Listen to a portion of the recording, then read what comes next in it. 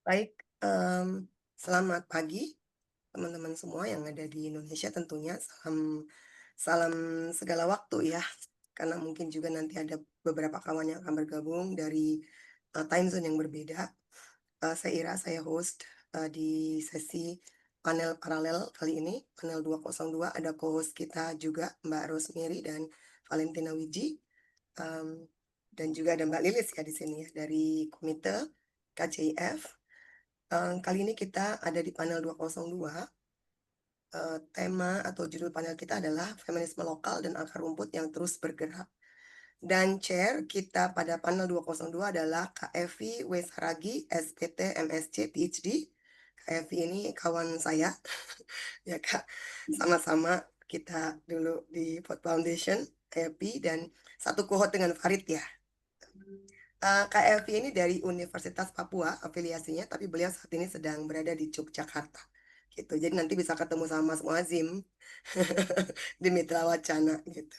Teman-teman di Mitra Wacana yang juga menjadi partner penyelenggara atau komite KCIF 2025.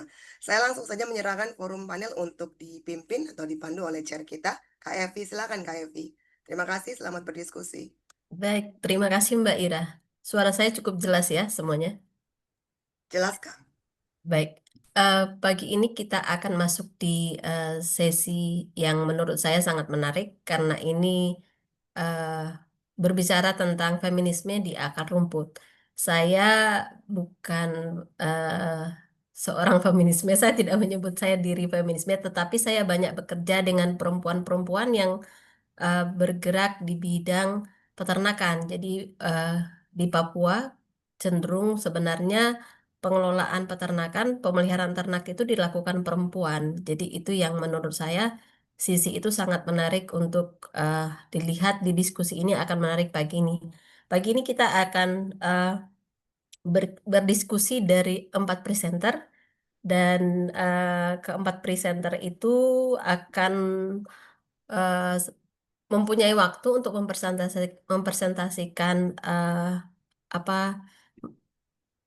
eh, makalahnya pagi ini selama 15 menit. Jadi waktu kita totalnya 100 setengah jam dan 1 jam untuk presentasi dan 30 menit kita akan eh, diskusi. Eh, Kalau saya lihat dari CV yang sudah saya terima, eh, presenter pagi ini cukup beragam dari aktivis, ada akademisi, dan juga peneliti independen, dan juga translator. Jadi kita akan melihat banyak menurut saya perspektif feminis dari akar rumput. Baik, saya akan mengingatkan Bapak Ibu yang akan mempresentasikan makalahnya 3 menit sebelum selesai. Jadi 3 menit sebelum waktu habis saya akan mengingatkan waktunya tinggal 3 menit dan kita eh, harap semua bisa mempresentasikan dalam 15 menit itu dengan tepat waktu gitu. Untuk tidak membuang-buang waktu, diskusi ini akan kita mulai dengan Ibu Sri Lestari Samosir eh, untuk pemakalah pertama. Waktu dan tempat saya persilakan. Silakan Bu Sri. Baik, Mbak. Terima kasih. Saya share screen.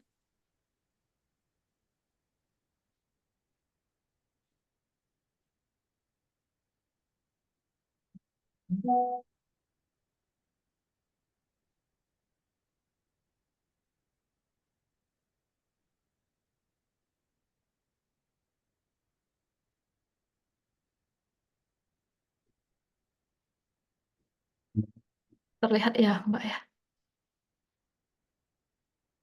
Terlihat, terlihat. Kecil kecil kami Kecil tapi mungkin kecil di sekali. full Yang tadi screen. itu, yang kedua tadi yang terang. Ya, Nah, itu. sudah, sudah, sudah jelas. Silakan, Bu Sri.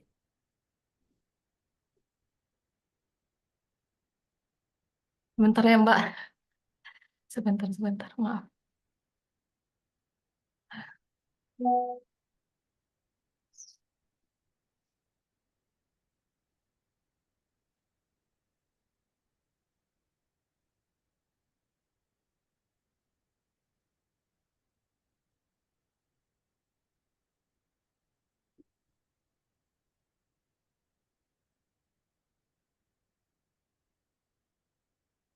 Ya, nggak bisa terlihat nih. Aduh, Ini bisa kelihatan jelas. di saya Mbak. Bisa, ya. Oh, ini kecil lagi. Iya. Aduh.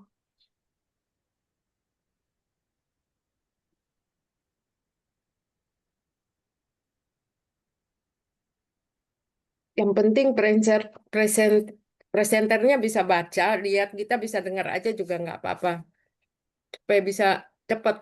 Ini Iya. sudah makan waktu. Oh ya. Iya.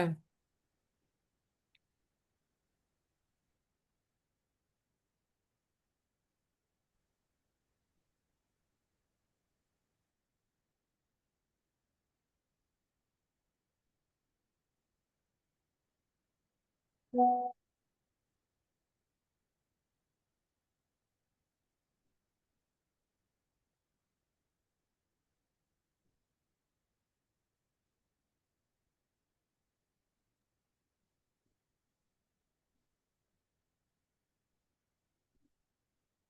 Seperti ya, sekarang Iya, sudah baik. kelihatan jelas ya.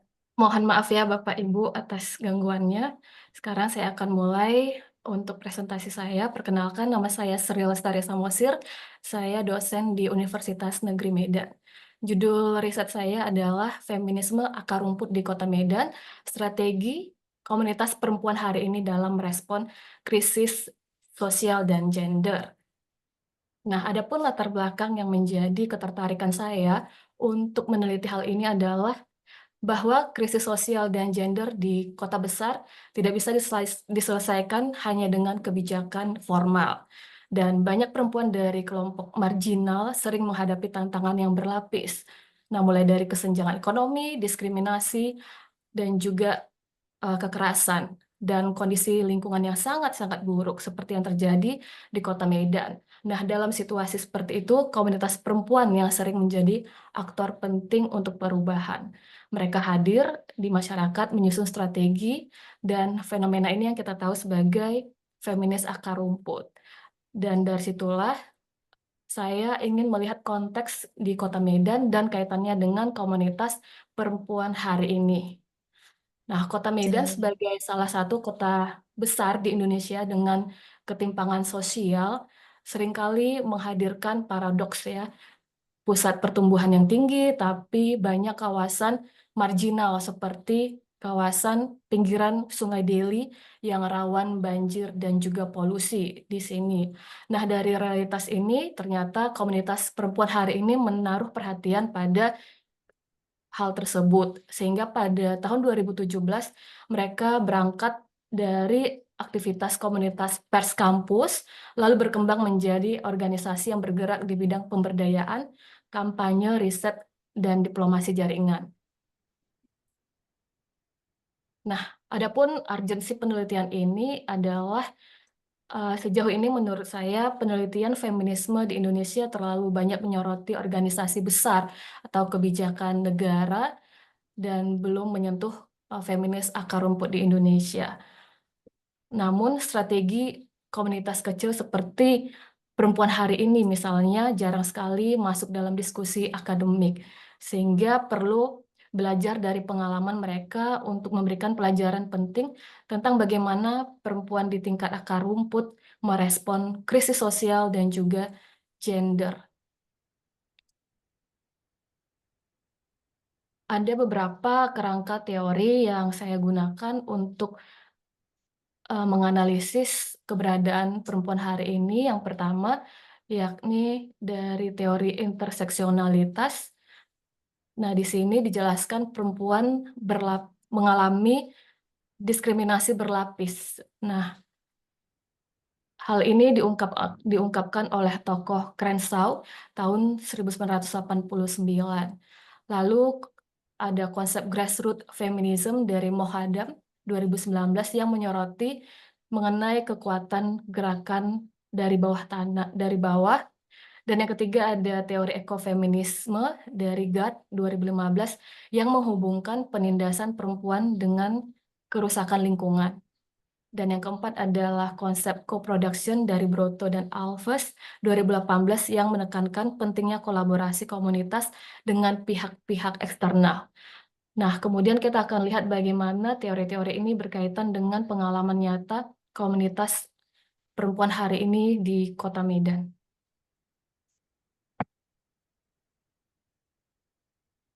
Nah, secara umum keempat teori ini sangat relevan dengan kasus perempuan hari ini karena pemberdayaan yang mereka lakukan berbasis potensi anggotanya yang menunjukkan konsep interseksionalitas dan kemudian ada transformasi perempuan hari ini dari kelompok informal yang awalnya hanya komunitas biasa lalu mereka menjadi organisasi formal dan ini sesuai dengan konsep grassroots feminism. Dan mereka juga mengadakan kampanye yang menyinggung masalah banjir, dan ini mencerminkan dari praktek ekofeminisme. Dan yang terakhir adalah kolaborasi dengan mitra eksternal guna memperlihatkan praktik co-production. Jadi keempat teori ini saya gunakan supaya secara holistik melihat praktik perempuan hari ini di Kota Medan. Nah, di sini ada desain penelitian yang saya gunakan dengan pendekatan kualitatif dan studi kasus yang berfokus pada strategi perempuan hari ini di Kota Medan dan menggunakan perspektif feminisme interseksional tadi. Data digunakan dan dikumpulkan dengan 3 teknik, yakni wawancara dengan para pengurus dan anggota komunitas, kemudian saya mengobservasi langsung pada kegiatan mereka, dan juga saya menganalisis media sosial mereka untuk membaca kampanye digital yang mereka lakukan. Nah, analisis tematik juga saya gunakan untuk menemukan pola-pola strategi yang dilakukan dan untuk menjamin data saya menggunakan metode triangulasi data untuk meningkatkan validitas dan menghubungkannya dengan teori yang sudah saya jelaskan sebelumnya. Nah, ada 4 temuan penelitian yang saya dapatkan dari perempuan hari ini, yakni mereka mengadakan pemberdayaan berbasis potensi. Ini adalah strategi pertama yang mereka lakukan yang menonjolkan untuk potensi anggotanya. Nah, perempuan hari ini sejak mula-mula itu mendorong setiap anggotanya untuk mengembangkan keterampilan yang mereka miliki.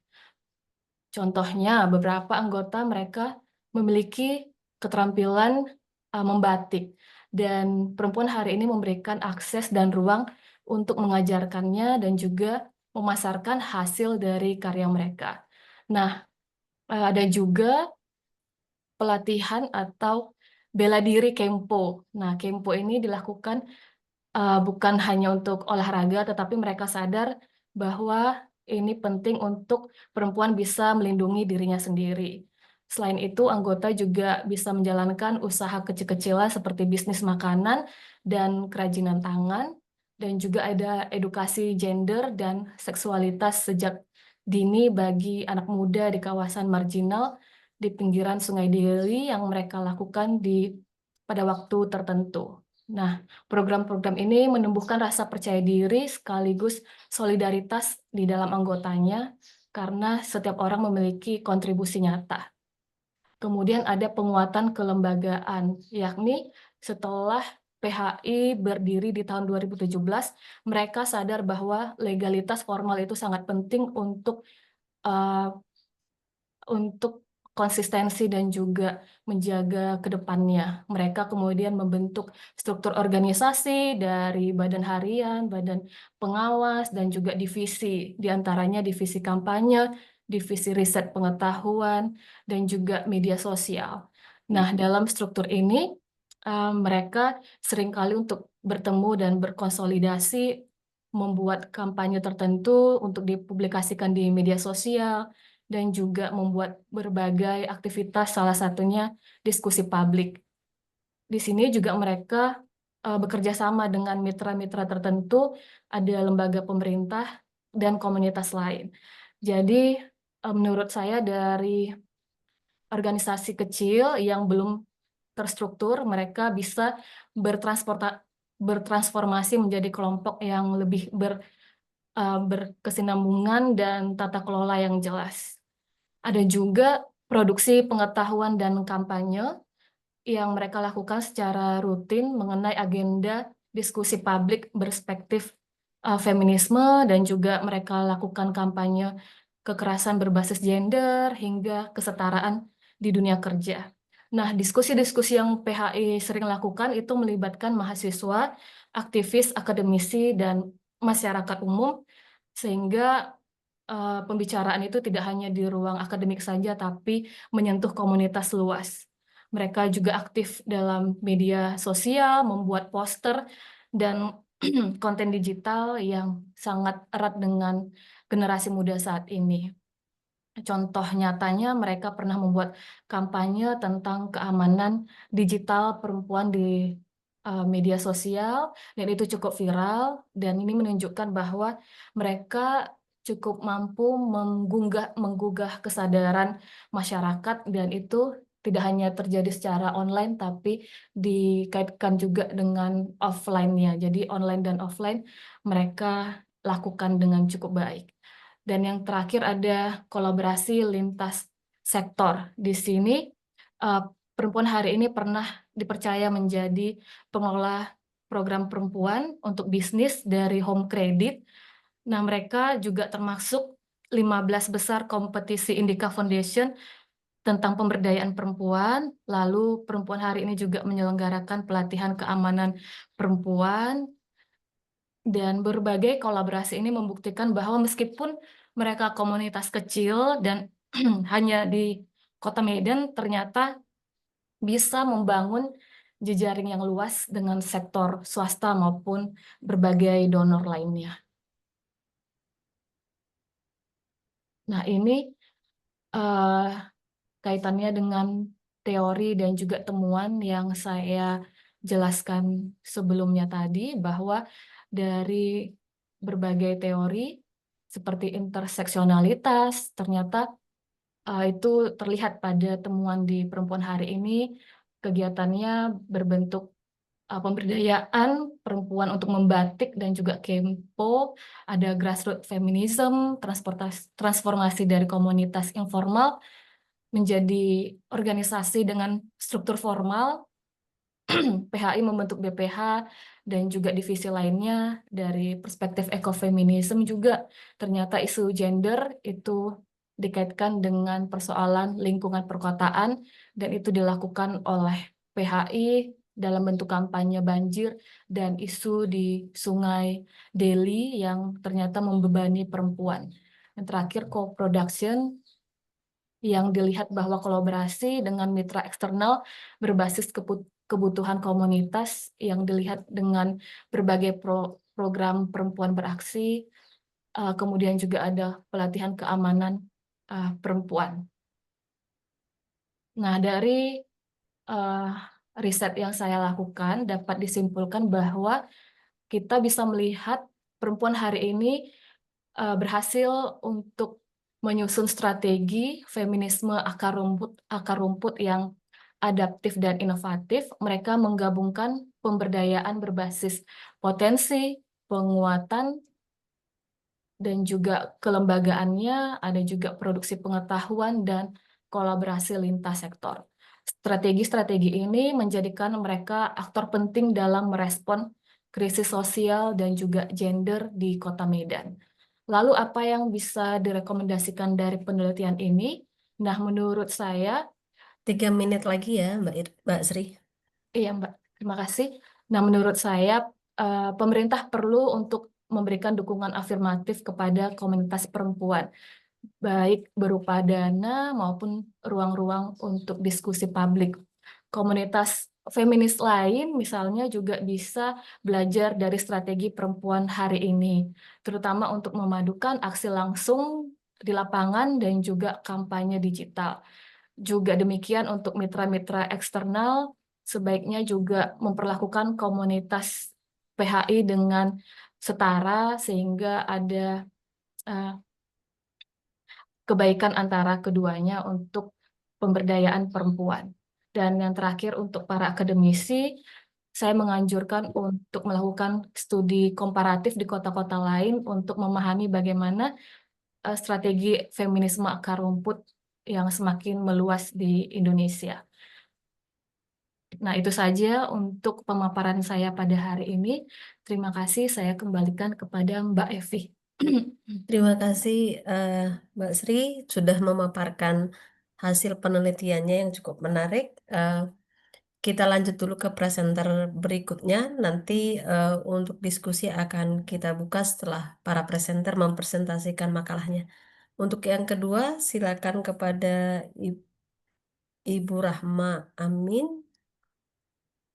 Baik, terima kasih, Kak. Saya langsung saja untuk terlihat, Kak, ya. Ya, iya, aman, aman. Bismillahirrahmanirrahim. Assalamualaikum warahmatullahi wabarakatuh. Terima kasih karena telah diberikan kesempatan diterima untuk ikut di dalam conference ini. Saya ingin menyampaikan dari awal bahwa judul penelitian saya ini sebenarnya adalah rencana disertasi saya saat ini di S3 di UNM, Kak. Jadi ini sementara masih dalam proses penelitian.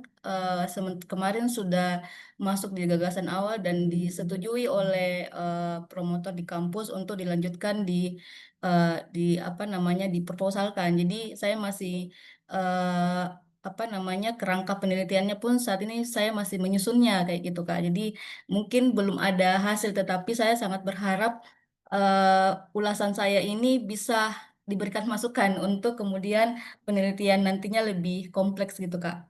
Nah, asal-usul kelas aktor feminisme di Sulsel, fragmentasi dan afiliasi kekuatan. Sebelum jauh, saya ingin lebih dulu menggambarkan kondisi umum gitu, gambaran umum tentang gerakan perempuan di Sulsel. Tapi apa saya ambilnya di Sulsel cuma objeknya basisnya di Makassar. Kenapa? Karena Makassar merupakan sentral pergerakan di Sulsel kayak jadi organisasi-organisasi di di di Sulsel itu banyakkan di Makassar dan berpusat di Makassar. Jejaring-jejaring organisasi, tokoh-tokoh, aktor perempuan di Sulsel itu banyakkan di Makassar. Jadi umumnya saya ambil di Makassar. Nah, pertama soal tradisi sosial, bahwa di Sulsel itu memiliki tradisi matrilineal. Jadi beberapa komunitas di Tanah Toraja serta budaya Bugis misalnya itu menganut apa namanya konsep gender lima gender tadi itu. Jadi secara kebudayaan mendukung sekali bahwa pemikiran perempuan itu bisa berkembang yang kemudian membuat mereka untuk bergerak. Yang kedua adalah pengaruh modernisasi. Jadi karena latar belakang budaya tadi, kecenderungan perempuan di Sulsel itu untuk mengakses pendidikan, untuk terbuka secara pemikiran, juga apa namanya membuat mereka berdaya sehingga pengaruh modernisasi, kemudian latar belakang pendidikan eh, perempuan di Sulsel membuka akses untuk mereka punya pola pemikiran ataukah ideologis yang beragam terkait dengan gerakan perempuan, termasuk dalam nilai-nilai Islam, bahwa mayoritas penduduk Makassar adalah Muslim dan Islam sangat mempengaruhi struktur sosial dan norma gender di Sulsel. Ini yang membuat eh, apa gerakan perempuan punya karakteristik gitu. Jadi ada banyak keragaman ideologi, kemudian basis organisasi dari tradisi sosial tadi, kemudian modernisasi dan nilai-nilai Islam yang apa namanya cenderung terbuka gitu. Nah, organisasi di Makassar berkembang cukup besar. Ini menjadikan barometer gerakan perempuan di bagian timur Indonesia. Banyak tokoh-tokoh dan aktor penggerak organisasi di gerakan perempuan di Sulsel. Secara umum, kondisi gerakan perempuan yang kemudian bisa berkembang karena tiga faktor ini tadi. Nah, saya ingin menggambarkan organisasi perempuan di Sulsel. Jadi saya membedakan mengklasemen memberi klasemen ke gerakan perempuan itu ke dua bagian. Ada NGO, ada kemudian organisasi massa. Eh, yang saya sebutkan ini adalah mungkin di luar belum masuk semua jangkauan saya terkait dengan organisasi-organisasi perempuan, tetapi lembaga-lembaga ini yang kemudian saat ini aktif dalam artian mengadvokasi, kemudian menggelar diskusi-diskusi, menjadi organisasi eh, massa yang punya suara gitu di Sulsel. Gerakan perempuan di Makassar melibatkan berbagai organisasi massa dan NGO aktif dalam memperjuangkan hak perempuan dan memberdayakan komunitas dengan dinamika kelas dan kepentingan yang beragam. Organisasi-organisasi ini punya ideologi, punya basis massa yang berbeda, kemudian punya karakteristik yang berbeda, yang menyebabkan organisasi-organisasi dalam satu frame ataukah dalam satu isu misalnya terkait dengan advokasi perempuan kadang-kala tidak ketemu. Nah, ini yang menjadi latar belakang juga kenapa penelitian ini saya angkat gitu. Nah, saya ingin sedikit ke belakang terkait gerakan perempuan yang pernah jaya di Sulsel. Jadi ada sosok perempuan ini dikenal sekali, Zohra Andi Baso. Teman-teman, bapak-bapak, ibu-ibu mungkin yang sudah lama bergelut di pergerakan tahu eh, eh, Kak Zohra Andi Baso ini adalah aktivis perempuan di Sulsel yang membangun banyak organisasi. Selain organisasi perempuan sendiri, organisasi di luar apa namanya perjuangan perempuan juga Kak Sohra masuk. Seperti misalnya menjadi member di Dewan Etik ACC, kemudian pernah menjadi ketua Yayasan Lembaga Konsumen, eh, pendiri Koalisi Ornop Perempuan Sulsel. Tapi setelah beliau wafat pada 15 Maret, itu sosok gerakan perempuan di Sulsel itu kehilangan. Jadi pergerakan perempuan di Sulsel kehilangan sosok, tidak ada lagi apa namanya orang yang bisa didengarkan. Ini juga yang menimbulkan terjadi fragmentasi ataukah gerakan organisasi-organisasi ataupun aktor-aktor di dalam pergerakan sosial itu susah untuk di satu suara gitu karena tidak ada lagi patron yang bisa didengar. Di zaman Kak Sorah Andi Baso gerakan perempuan memiliki power. Kenapa saya mengatakan gerakan perempuan pada saat di zamannya Kak Sorah itu punya power karena tawar politik gerakan pada masanya diperhitungkan. Jadi ada beberapa eh, perda yang kemudian diloloskan di DPRD pada waktu itu karena pergerakan yang begitu masif gitu.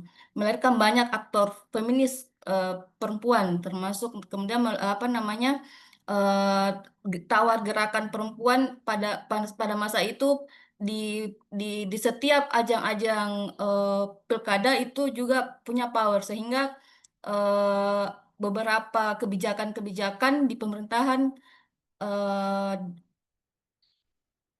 punya perspektif ataukah lebih apa namanya berpihak kepada perempuan.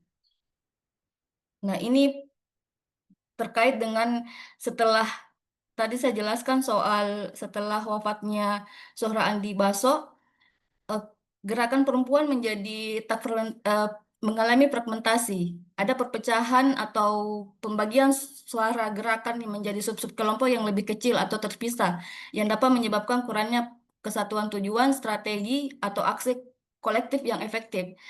Terjadi karena berbagai alasan, termasuk berbagai pandangan tadi, ideologi, isu-isu spesifik, dan perubahan dalam lanskap politik dan sosial.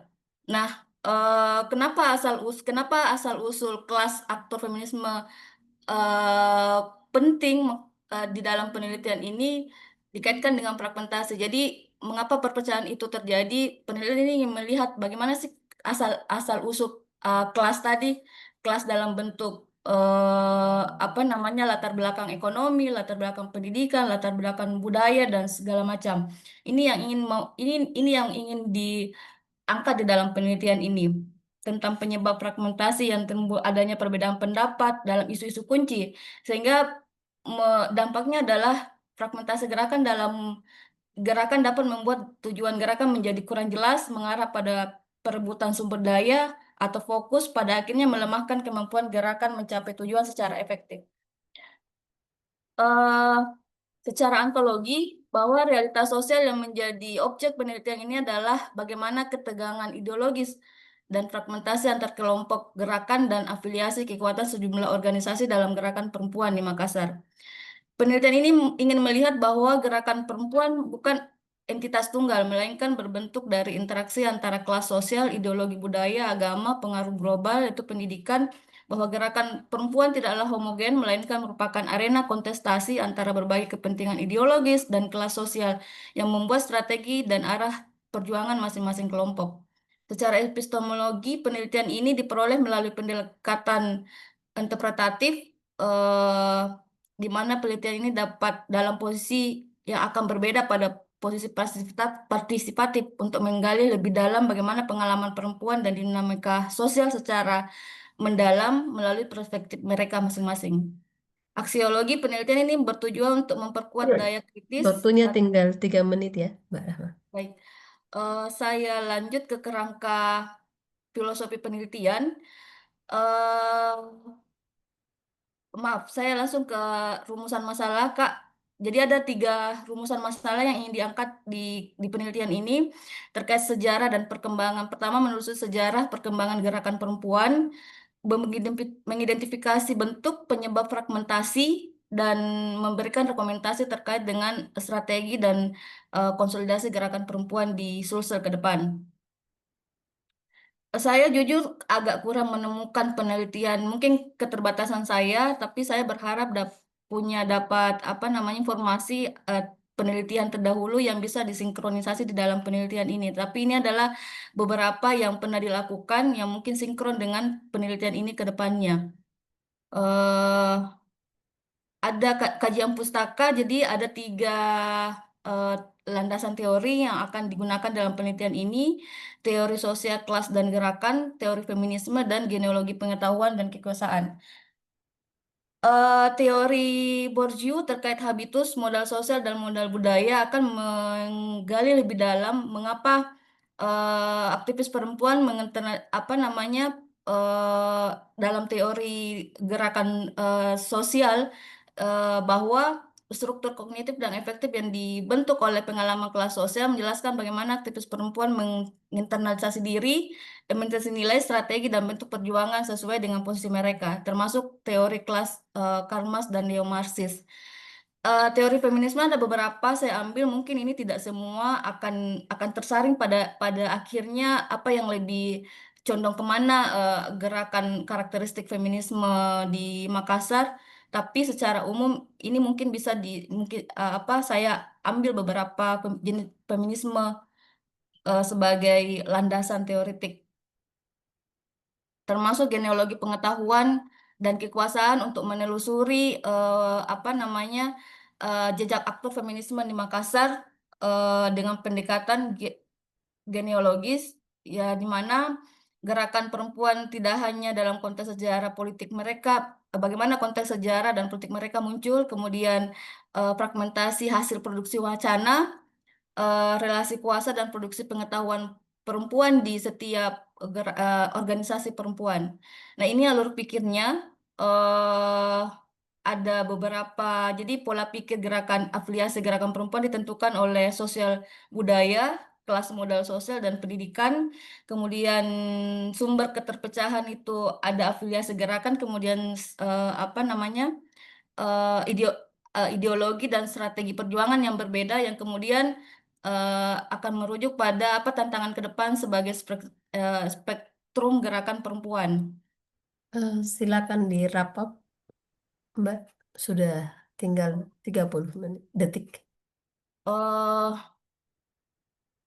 Metode penelitian ini menggunakan histori, naratif, eh, menggabungkan 2 jenis penelitian, yaitu histori dan naratif. Kemudian lokasi di Makassar, subjek penelitiannya sendiri adalah organisasi NGO, organisasi keagamaan, komunitas, akademisi, peneliti, dan jurnalis yang pernah meneliti dan elit lokal perempuan, termasuk mantan-mantan aktivis perempuan di era Orde Baru dan reformasi awal. eh teknik Mbak, analisis data. waktunya Waktunya sudah habis habis. ya, Mbak Rahma. Terima kasih, Kak. Ya. Baik, terima kasih Mbak Rahma. Ini memang perlu waktu lebih panjang memaparkan satu proposal disertasi ya, yang akan perlu dibicarakan dengan baik. Mungkin nanti di diskusi akan kita bisa lebih berdiskusi lebih dalam. Kita lanjut ke presenter ketiga. Presenter ketiga Mbak Lisa Aulia. Silakan Mbak Lisa.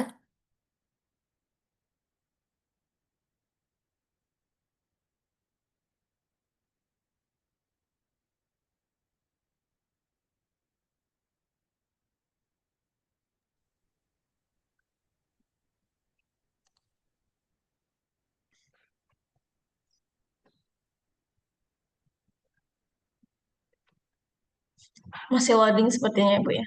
Ya, masih loading. Apakah sudah terlihat?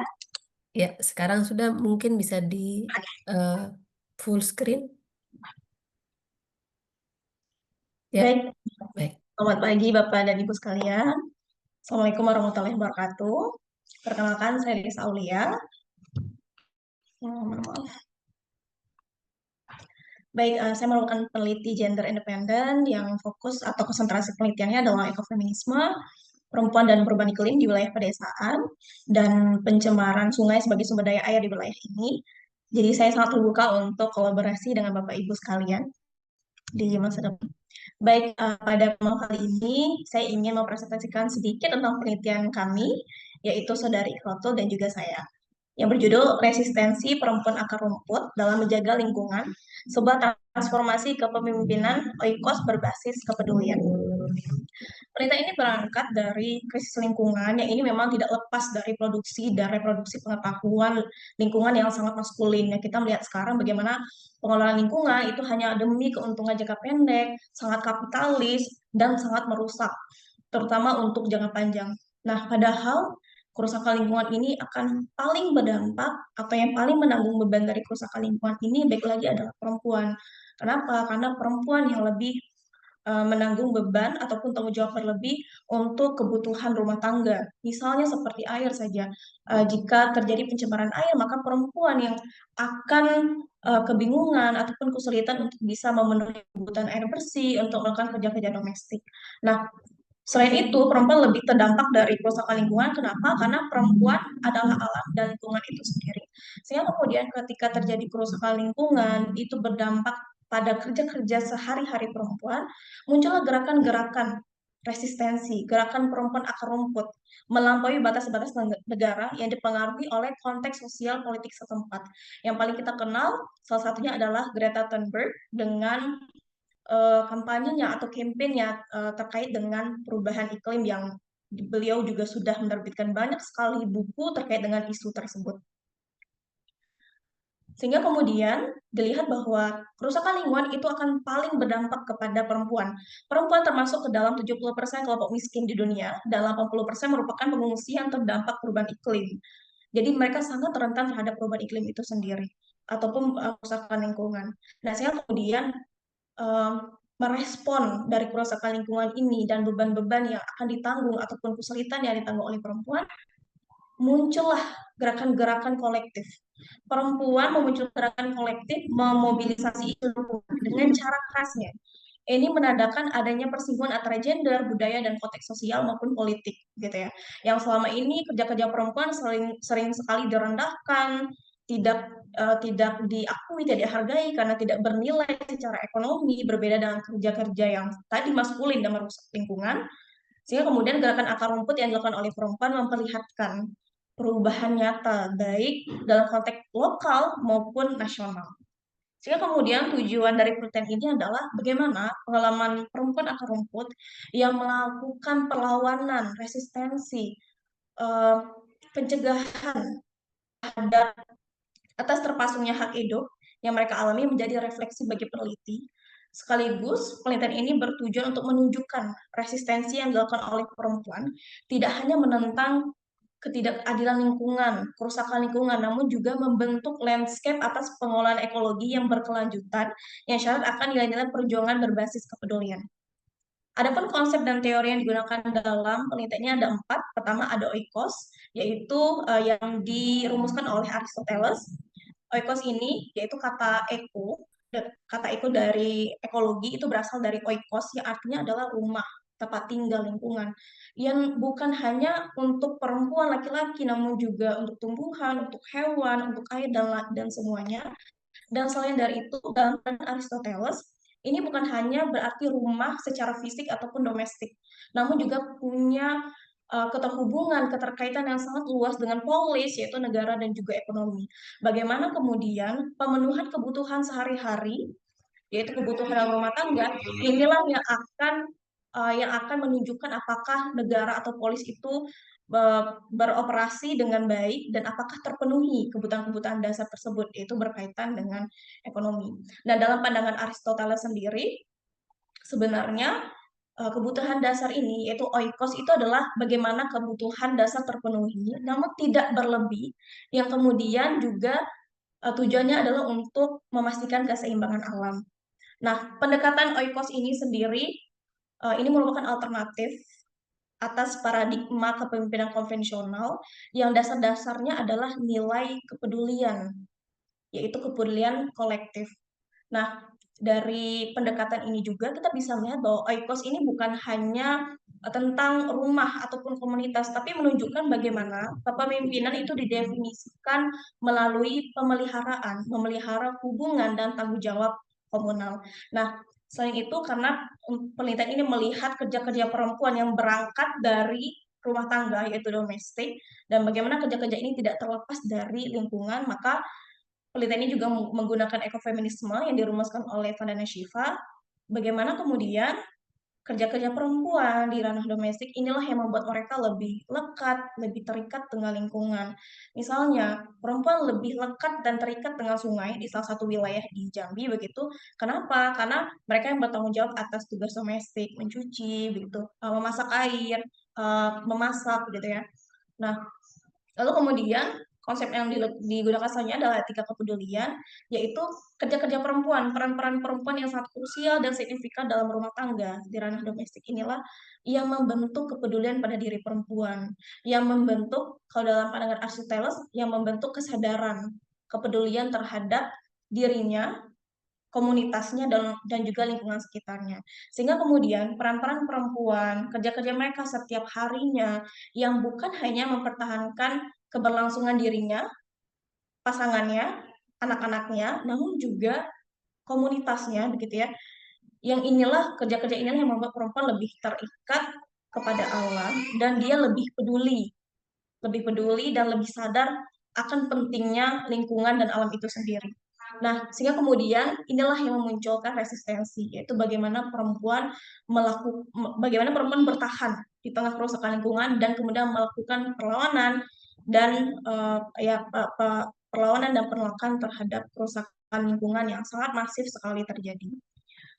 Adapun sebaran resistensi perempuan akar rumput ada 6. Pertama ada Mama Aleta yang memang sangat terkenal sekali di Indonesia dengan penolakannya, yaitu terhadap tambang yang akan mencemari lingkungan di NTT dengan cara menenun di depan pintu lokasi tambang, sehingga kemudian memunculkan dilema kepada pihak-pihak yang akan menambang di wilayah tersebut. Dan kemudian gerakan keberanian Mama Aleta ini mendorong perempuan-perempuan lain di wilayah tersebut untuk ikut menenun di pintu lokasi tambang pada 2006. Yang kedua ada Mama Joseph, yaitu melakukan perlawanan terhadap ketidakadilan sosial, lingkungan, dan pelanggaran HAM yang dilakukan oleh PT Freeport dengan menduduki Bandar Udara Timika.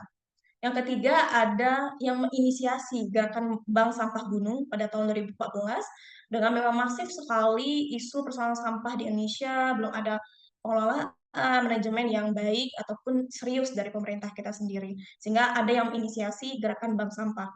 Yang keempat ada perempuan adat yang aktif dalam mempertahankan tanah ulayat ya, yang sekarang banyak sekali terjadi pergusuran seperti di Papua Kampung Ampera, Kabupaten Boven. Yang kelima ada perempuan di Kendeng yang menolak pendirian pabrik semen yang dianggap mencemari wilayah hidup. ini mereka melakukan aksi protes yang melibatkan pemblokiran jalan dan menginap di tenda selama lebih dari 160 hari untuk menolak operasi PT Semen Indonesia. Dan yang terakhir adalah petani merica mendirikan perusahaan mandiri sebagai wadah untuk menentang perluasan area tambang. Kenapa perempuan melakukan resistensi ataupun muncul gerakan kolektif, gerakan akar rumput? Karena kembali lagi bahwa perempuan akan menanggung, akan yang paling menjadi kelompok yang paling terdampak dari isu lingkungan, kerusakan lingkungan, misalnya perubahan iklim. Dampaknya akan pada kesehatan, ekonomi, polusi, bahkan kesehatan mental, begitu. Lalu juga yang paling utama adalah air. Bagaimana perempuan akan bisa memenuhi kebutuhan sehari-hari, kebutuhan air, jika perubahan iklim ini semakin ekstrem. Ya, lalu kedua ada polusi, yang ketiga ada deforestasi dengan semakin banyaknya hutan kita yang hilang pula lah tradisi, kehilangan bahasa, budaya. Lalu ada konservasi, kurangnya pengakuan, diskriminasi, dan juga kurangnya akses ke sumber daya. Lalu ada energi dan juga masyarakat adat. Jadi banyak sekali ancaman-ancaman ataupun dampak-dampak yang sangat destruktif dari kerusakan lingkungan ini. Dan karena perempuan dengan kerja-kerja peran-peran krusialnya setiap harinya, setiap detiknya begitu, maka mereka yang akan menjadi kelompok yang paling terdampak, terutama dalam persoalan air, persoalan udara, bukan hanya kesehatan pada dirinya sendiri, namun juga nanti kepada anak-anaknya, sehingga banyak sekali dampak-dampak yang akan ditanggung oleh perempuan. Penelitian ini menemukan ada 3 bentuk resistensi yang ditunjukkan oleh perempuan. Pertama, bentuk perlawanan simbolis terkait diri perempuan itu sendiri. Contohnya adalah Mama Aleta. Kita bisa melihat bahwa dari gerakan kolektif yang diinisiasi oleh Mama Aleta, dia melakukan perlawanan. Maaf, Mbak Alisa, waktunya tinggal 3 menit ya. Baik, terima kasih, Bu. Dengan cara menenun, yang ini terikat ataupun terkait dengan dirinya sendiri, yang sehari-hari memang menenun, begitu. Jadi ini merupakan bentuk perlawanan simbolis. Yang kedua adalah mengadvokasi dan memobilisasi komunitas melalui inisiatif lokal. Misalnya seperti perempuan-perempuan adat yang berusaha untuk mempertahankan tanah ulayat mereka dari perbusukan.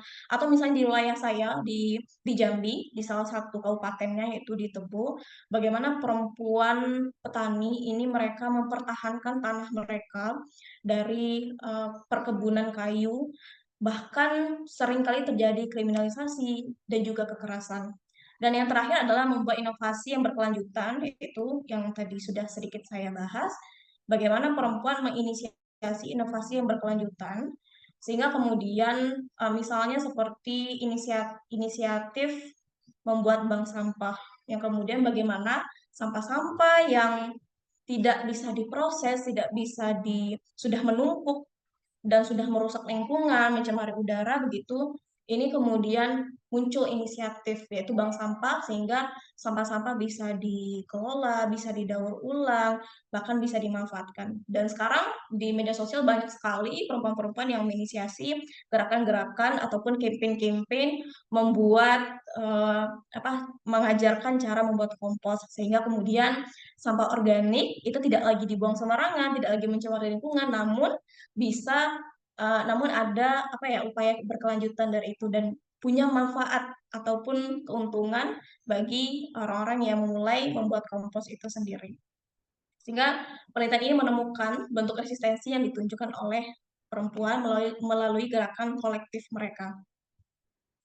Adapun kesimpulan dari penelitian ini adalah cipta perlawanan perempuan Indonesia dalam mempertahankan lingkungan tempat tinggalnya turut serta menggambarkan livelihood perempuan.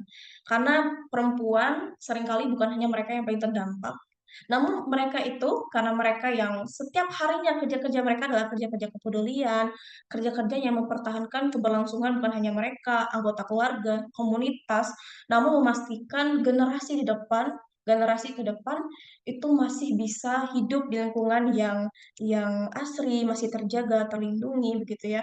Sehingga mereka menjadi garda terdepan, menginisiasi, memobilisasi gerakan-gerakan kolektif untuk menjaga lingkungan, memastikan keberlanjutannya, kemudian memberikan sumbangsi terhadap permasalahan isu lingkungan dengan cara khas perempuan. Itu salah satunya tadi Mama Aleta melalui melalui menenun.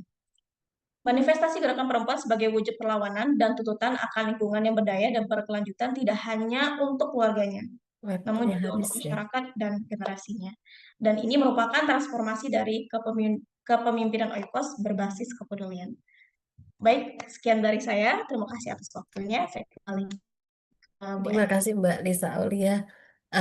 Presentasi yang cukup menarik, membahas tentang keterkaitan antara gerakan perempuan dengan isu lingkungan. Eh, kita akan melakukan diskusi. Ada perubahan berhubung karena Ibu Yuliana belum bisa hadir. Jadi 3 presenter pertama saya akan buka ruang diskusinya 15 menit pertama dan ruang diskusi akan kita lakukan di akhir 15 menit berikutnya setelah Bu Yuliana presentasi. Jadi Bu Yuliana bisa presentasi jam 9.30. Jadi untuk 3 presenter ini saya membuka ruang diskusi eh, untuk kita diskusi bersama-sama. Kalau ada pertanyaan dari peserta, silakan diajukan langsung atau boleh juga melalui eh, ruang chat. Mbak Evi, mungkin boleh kita foto bersama dulu?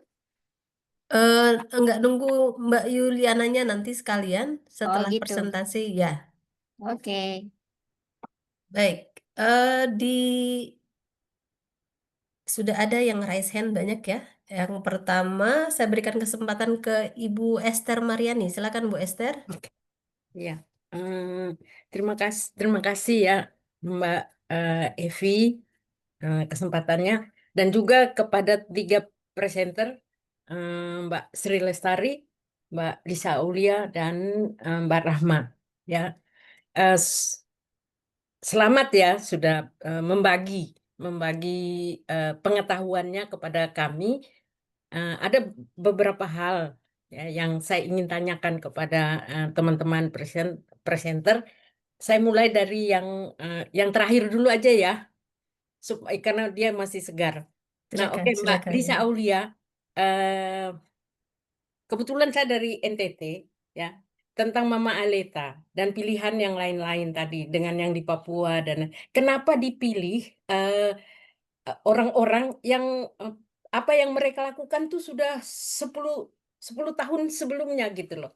Sementara kan yang ada sekarang tuh juga banyak yang dilakukan oleh perempuan gitu. Seperti di Jawa misalnya yang dengan apa semen itu di Jawa Tengah ya. Kan itu baru tuh masih lumayan segar. Terus lain-lain. Hanya itu aja. Kenapa pilihannya di situ? Baik. Lalu kemudian kepada Mbak Rahma. Iya ya, Mbak Rama Amin ya, Ya, Mbak di Rahma Amin. Makassar ya. Em, Ya, em, ya Kak. ya, saya apresiasi sekali untuk proposal disertasinya. Saya pikir ini udah bagus ya. Teori yang dipilih dan juga latar belakang dan sebagainya itu. Saya hanya mau bilang, mungkin karena ini kan belum ada hasilnya tuh. Kita kepingin sekali dengar. Nah, mungkin pada KCIF yang berikut hasilnya tuh sudah bisa dipresentasikan. Gitu loh. Siap Kak. Iya. Semoga Dan juga teori tentang Baik. gerakan perempuan itu juga mungkin ya Bu yang Esther memang belum, kayaknya tapi hubungan itu semua tuh sudah jelas siap. inline begitu loh antara masalah teori yang dipilih dan seterusnya itu sudah bisa lah. Saya pikir ketika maju proposal pasti sudah dapat A ini dari dosennya. Kami hanya menunggu ya yang berikut buat Mbak Sri Lestari. Nah, di sini memang sangat singkat ya. Memang yang paling memenuhi syarat waktu presentasi itu Mbak Sri. Sangat singkat. Dan karena sangat singkatnya itu masih menjadi tanda tanya buat saya. Latar belakang terutama. Terus kenapa dipilih kelompok ini? Kelompok perempuan apa tadi? PHPI atau PHI itu ya. Kenapa mereka yang dipilih? Lalu kemudian ini siapa mereka segala macam dan teori yang digunakan. Ya itu masih buat saya enggak ketemukan dia punya hubungan begitu. Ya, karena ada teori ekofeminis dan lain-lain tapi ketika hasilnya itu tidak memperlihatkan apa sih ekofeminis itu hanya pada mereka mengadakan kegiatan sampah misalnya. Kan itu tidak sesimpel itu gitu loh, Kak. Jadi kalau bisa mungkin bisa dijelaskan lebih jelas lagi tentang apa sih sebenarnya yang mau teori itu katakan dan konteks yang dipilih kenapa. Nah, itu saja. Oke, terima kasih ya Kak Evi. Baik, Maaf terlalu banyak waktunya yang diambil. terima kasih Bu Esther. Em, ada 3 pertanyaan dari Bu Esther. Tadi yang raise hand ada satu lagi. Kita kumpul dulu ya untuk 3 orang. Ibu Nila dari Rumpun ya. Silakan Bu Nila, singkat, padat, dan jelas. Baik, terima kasih Mbak. Jadi selamat buat 3 presenter. Pertanyaan saya pertama untuk Mbak Sri ya, Ibu Sri Lestari Samosir. Eh, jadi begini, nampaknya di dalam presentasi tadi hasilnya sangat positif ya, dari kegiatan perempuan di akar rumput itu. Tentu saja untuk sampai pada kondisi itu ada banyak hal yang dilalui gitu ya. Yang belum saya lihat adalah bagaimana tantangannya sampai mereka menjadi seperti itu sekarang. Itu terutama misalnya begini, kalau kita bicara pada besaran organisasi itu gitu, dalam hal tata kelola misalnya, lalu kaderisasi hingga sampai mereka seperti yang dipresentasikan banyak sekali kesuksesan. Itu yang ingin saya tahu. Yang kedua, tadi Ibu Lestari menggunakan beberapa teori-teori untuk dasar mengkaji ya gitu. Sebenarnya saya ingin tahu juga dari perspektif masyarakat sendiri, dari perspektif perempuan sendiri, sebenarnya bagaimana perempuan yang diteliti maksud saya, bagaimana mereka mendefinisikan dirinya gitu ya. Jadi lepas dari kita menggunakan satu teori ketemu satu bukti misalnya, sebenarnya dikaji tidak gitu. Jadi perspektif mereka sendiri mendefinisikan dirinya itu sebagai sebuah gerakan yang bagaimana sebenarnya. Nah, itu yang ingin saya dengar lebih jauh. Terus yang kedua untuk Mbak Rahma, ya sekilas mungkin saya agak salah tangkap tadi bahwa kegiatan feminisme akar rumput yang ada di Sulawesi yang menjadi dasar untuk penelitian, salah satunya adalah mengangkat ketokohan Kak Zohra gitu. Nah, dari titik ini Mbak Rahma menemukan ketika Kak Zohra tidak ada secara ketokohan gitu ya, Mbak Rahma menemukan adanya fragmentasi yang itu berkonotasi sangat negatif karena terjadi perebutan resources dan lain sebagainya misalnya gitu, dan memperlemah gerakan gitu.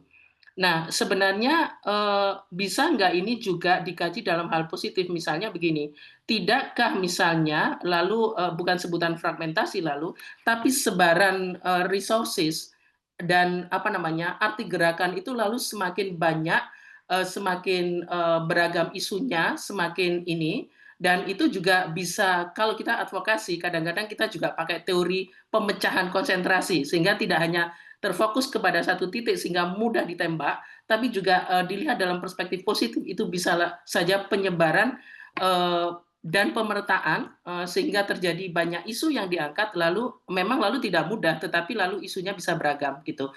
Bagaimana dengan pandangan semacam ini? Saya pikir itu pertanyaan saya, mudah-mudahan tidak terlalu panjang dan konkret. Terima kasih. Baik, terima kasih Bu Nila. Yang terakhir mungkin pertanyaannya singkat ya, Mbak Indah Fazari. Terima Silakan kasih, Mbak Indah. mohon maaf. Iya, terima kasih banyak. Mohon maaf tidak bisa menampilkan layar. Ya, Assalamualaikum warahmatullahi wabarakatuh. Selamat pagi semuanya. Terima kasih atas kesempatannya. Saya sangat mengapresiasi ketiga presenter. Pertanyaan yang sangat sederhana sebenarnya. Untuk presenter yang pertama, Mbak Sri, adalah bahwa mungkin ini sebuah konfirmasi atau bagaimana tanggapan dari Mbak Sri kalau dari sosok perempuan-perempuan berdarah utara seperti yang masih sangat viral saat ini ya, Mbak Salsa Erwina Huta Galung begitu ya, dan beberapa diaspora orang-orang Medan atau orang-orang utara yang juga pernah saya kenal gitu ya. Mereka tuh memang tipikal orangnya itu sangat kekeh, sangat teguh pendirian, sangat tegas, kalau bicara itu sangat lugas gitu. Saya sangat ingin tahu gitu, apakah mungkin ada falsafah hidup atau pengetahuan dan pengalaman yang diwariskan dari pengasuhan orang tua atau mungkin dari pengajaran para leluhur gitu yang memang diwariskan kepada para perempuan-perempuan berdarah utara ini seperti itu gitu. Jadi sangat menginspirasi sekali. Mungkin para perempuan lain yang berasal dari daerah lain bisa menjadikannya sebagai salah satu inspirasi atau penyemangat juga untuk bisa menjadi pribadi yang sangat tangguh, tegas dan seperti mereka itu gitu. Sama seperti Mbak Sri juga saya lihat ya, sangat berdedikasi dan sangat deep talk sekali kalau sudah bicara, saya dengar tadi. Lalu yang kedua untuk Mbak Rahma, selamat, semoga dimudahkan disertasinya. Saya doakan semoga cepat lulus. Yang ketiga untuk Mbak Lisa, mohon maaf jika sedikit out of topic, tapi saya tuh sangat penasaran bahwa dalam suatu kasus saya tuh teringat ada sebuah kemiripan seperti itu ya. Saya pernah membaca satu kasus bahwa ada aktivis perempuan seperti itu ya di satu wilayah atau daerah mirip sekali seperti yang dilakukan oleh seorang mama yang dari Sulawesi ini gitu ya. Jadi ada sebuah tindakan atau aksi resistansi yang dilakukan gitu ya untuk melakukan perlawanan. Tetapi kemudian ternyata fakta di kemudian hari aksi ini ditunggangi juga oleh kepentingan lain gitu. Jadi di satu sisi awalnya pergerakan ini ingin melakukan perlawanan menjadi contoh resistensi dari kaum perempuan gitu. Tapi akhirnya kemudian ternyata faktanya ditunggangi oleh kepentingan lain. Nah, menurut Mbak Lisa mungkin bagaimana sebenarnya, apakah ada cara untuk bisa para aktivis ini kemudian bisa menjaga kemurnian perjuangannya sehingga tidak ditunggangi oleh kepentingan lain atau disusupi oleh kepentingan-kepentingan lain yang menjadi atau menodai perjuangan-perjuangan model seperti itu. Terima kasih atas kesempatannya. Baik, terima kasih Bu Indah. Kita memiliki cukup banyak pertanyaan ini ya dari Kak Bu Evi, Esther. maaf, Kak Evi ada satu pertanyaan di Q&A. Di kolom Oh Q&A iya, Kak Evi bisa bacain. Nah, oke. Dan ada pertanyaan satu lagi dari Q&A. Saya Olin Monteiro, aktivis dan produser seni budaya di Cibubur, Jawa Barat. eh, Mau menanyakan ke semua presenter, apakah menurut presenter gerakan feminis juga didominasi ketokohan tertentu untuk pergerakannya? Atau sudah ada komunitas gerakan feminis di daerah-daerah yang mempunyai kepemimpinan kolektif dan bergerak bersama tanpa tokoh tertentu menjalankan? Atau memang tokoh yang memimpin ini penting dalam gerakan yang dikerjakan di daerah-daerah, terutama kaitannya dengan penelitiannya Bu Rahma yang meneliti gerakan di Sulawesi tadi. Jadi itu pertanyaan dari Olin Monteiro. di kolom Q&A Kak Evi ada satu. Teman-teman peserta kalau ingin mengajukan pertanyaan melalui kolom Q&A yang digunakan bukan kolom chat ya. Ada satu Kak Evi, Andiva Sumaga. Oke, ya Andi Fasumaga, menurut peneliti apa yang dibutuhkan agar gerakan perempuan di Sulsel bisa lebih inklusif dan berkelanjutan, apalagi setelah kehilangan sosok panutan seperti almarhumah Ibu Zura, dan apakah hal tersebut juga bisa diterapkan di daerah lain seperti di Sulawesi Utara?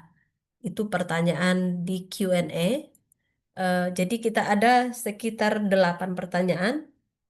Mungkin saya persilakan masing-masing ke presenter menjawab dengan singkat dan padat ya. Untuk Ibu Sri Lestari, pertanyaan dari Ibu Esther tadi, kenapa memilih eh, oh ke Ibu Lisa, kenapa memilih tokoh-tokoh yang ada tadi di PowerPoint-nya? Terus ke Ibu Rahma, eh, s- hanya menyampaikan semoga hasilnya dapat diikutkan dalam konferensi berikutnya. Dan ke Ibu Sri, teori ekofeminisme apa yang ditemukan pada penelitiannya Ibu Sri? Terus ada pertanyaan dari Ibu Nila untuk Ibu Sri, bagaimana tantangan sampai untuk kondisi sekarang?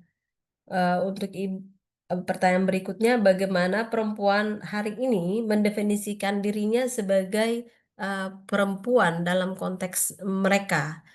Dan untuk Ibu Rahma, apakah ada advokasi perspektif positif untuk gerakan-gerakan perempuan di Sulawesi. Yang terakhir dari Ibu Indah, sosok perempuan yang berasal dari Sumatera Utara cenderung memiliki karakter yang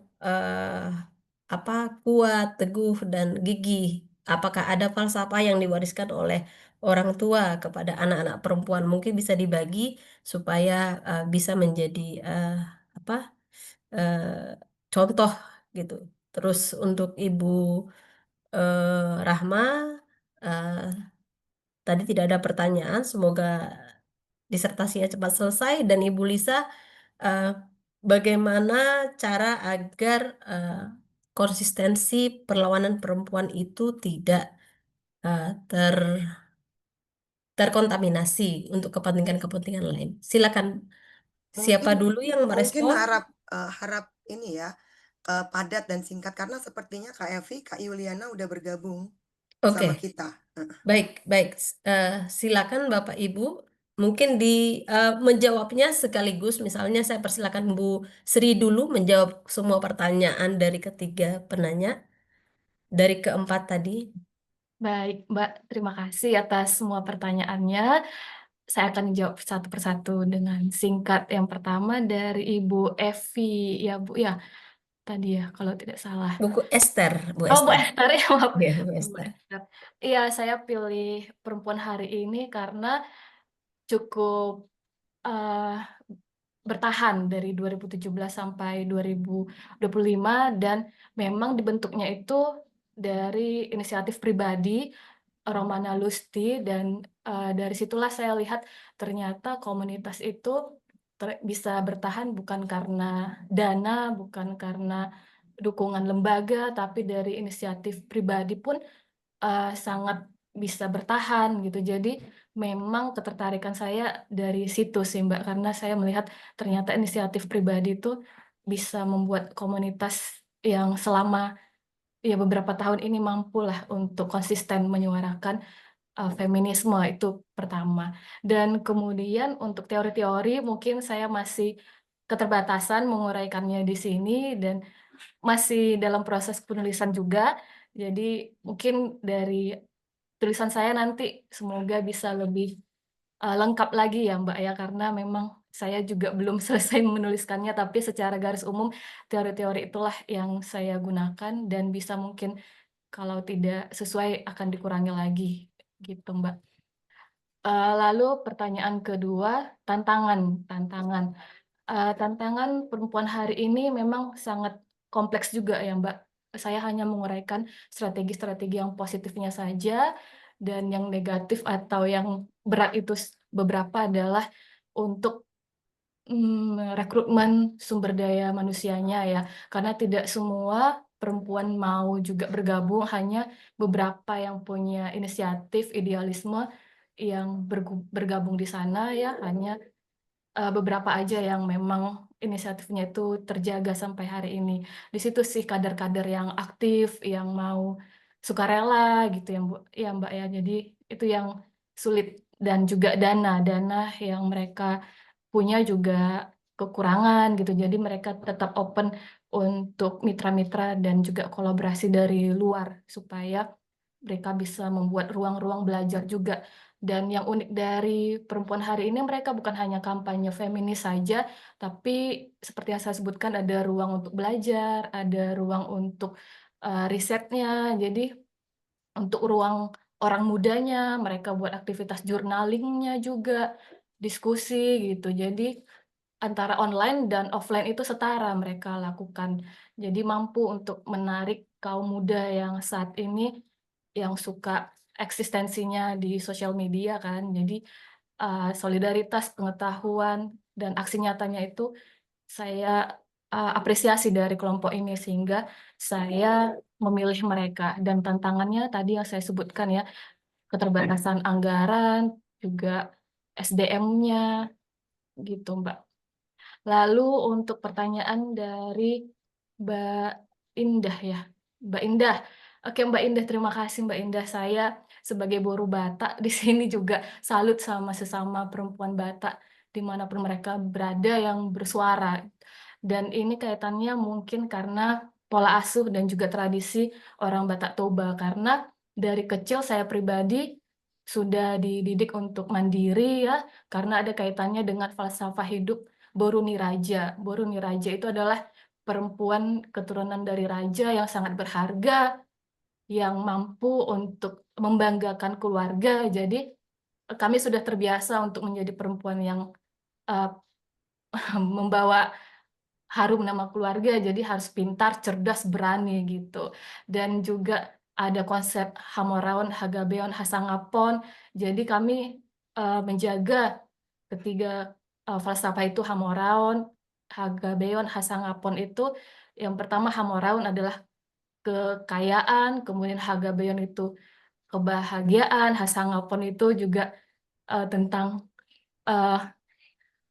keluarga, ke nilai-nilai luhur keluarga gitu Mbak. Jadi ketiga hal inilah yang membuat kami secara tidak langsung dimanapun kami berada mampu untuk menjadi perempuan yang tangguh.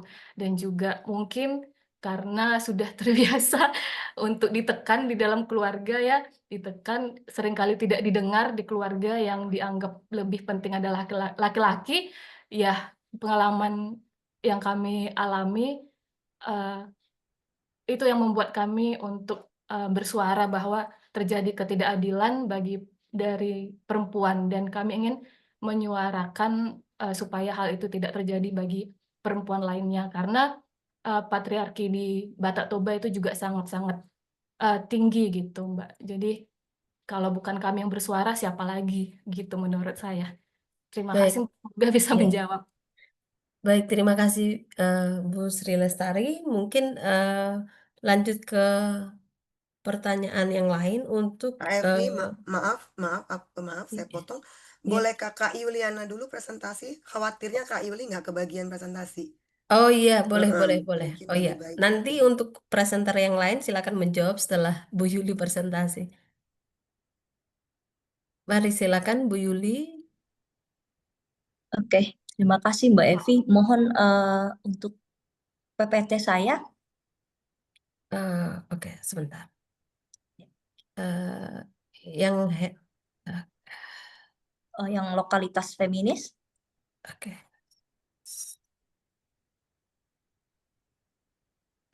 Saya nggak bisa share. Bisa saya di allow untuk share, Mbak Ira?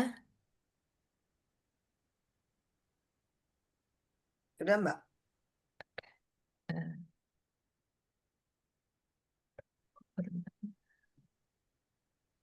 Sebentar, maaf.